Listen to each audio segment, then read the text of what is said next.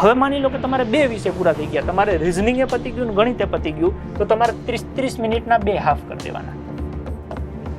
એટલે સાંજે 8 થી 9 આ 2 કલાક તમારે 8 થી 9 1 કલાક તમારે રિવિઝનમાં, એમાં આ 2 વિષય લઈને બેહવાના. 8 થી 8:30 રિઝનિંગ પૂરું કરવાનું અને પછી ગણિત ચાલુ કરવાનું.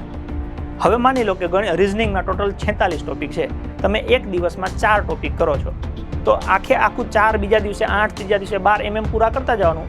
રોટેશન ચાલુ રાખવાનું, પતી જાય એટલે પાછું પહેલાથી, પતી જાય એટલે પહેલાથી. આ સમય તમારે ફિક્સ જ રાખવાનો. રિઝનિંગ 8 થી 9:30 દુનિયાનું ગમે કામ હોય મૂકી અને આ લઈ લેવાનું સમય. તમે આ હું ઉદાહરણ તરીકે કહું છું, તમે ગમે રાખી શકો છો.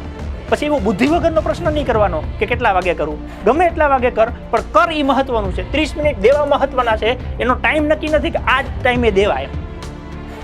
સવારમાં 4 વાગે ઉઠીને તહીં દો તો તહીં દો, એવું હા બુદ્ધિ વગરનો પ્રશ્ન નહીં કરવાનો. 8 વાગે મારે આ કામ છે, પણ એવું જરૂરી નથી. અહીંયા એક્ઝામ્પલ લઉં છું 8 વાગ્યાનું, કે 8 થી 8:30 અડધી કલાક, 8:30 થી 9 એ મેથ્સ લઈ લ્યો. તમે